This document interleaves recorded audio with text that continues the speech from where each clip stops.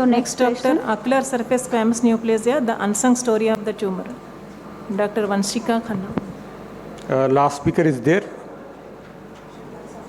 Shrikant Sahu. Okay. A very good morning, one and all.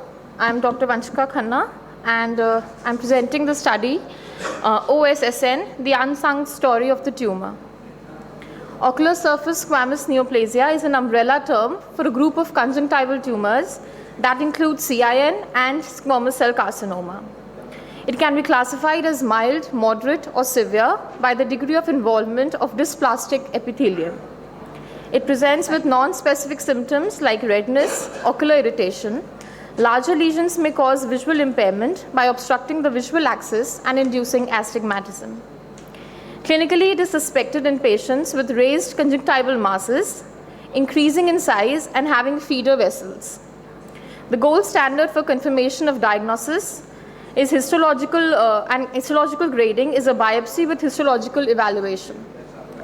These tumors are relatively uncommon and data regarding the same is relatively scarce.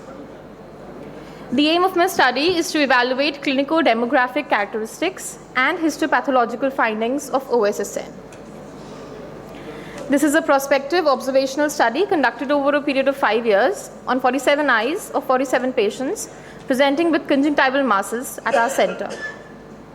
Inclusion criteria: presence of conjunctival masses clinically suspicious of OSSN or symptomatic conjunctival growths with a base diameter less than 15 millimeters.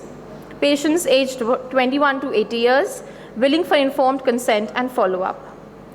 Exclusion criteria: conjunctival masses invading cornea, structures other than cornea or sclera, patients with a previous history of surgery or chemo, pregnant and lactating females.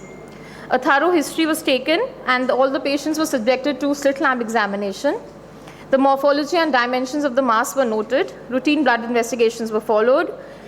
All patients underwent exceptional biopsy with 2 millimeters clear margin and the residual area was cauterized. This was followed by histopathological examination of the tissue. This is a preoperative image of a patient with OSSN, followed by a post-operative image of the same. Observation and results. The study included a total of 47 patients with 55% males and the rest females. The mean age at presentation was around 46 years. By occupation, most of them were farmers, followed by housewives, students, and servicemen. The mean duration of presentation was around 6 months, ranging from 1 to 30 months. In this study, systemic illness was found only in 10% of patients. Lesions were found more commonly in the right eye. Most commonly, the temporal side of the eye was involved, followed by the nasal side inferiorly and then superiorly. On histopathological examination, benign lesions were found in 31% cases, pre-invasive lesions in 48%, and invasive lesions in 19% cases. Thus, pre-invasive lesions were the most common.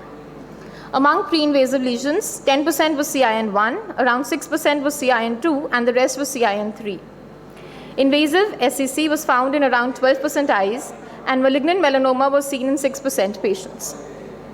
Histopathological findings of these patients were compared with various parameters.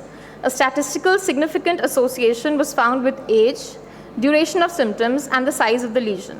The p-values for the same were positive.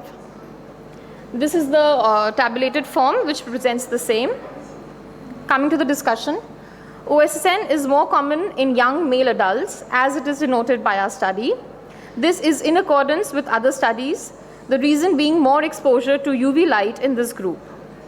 Invasive lesions are, however, more common in the older age group. Occupation involving outdoor activities pose a higher risk, like farming.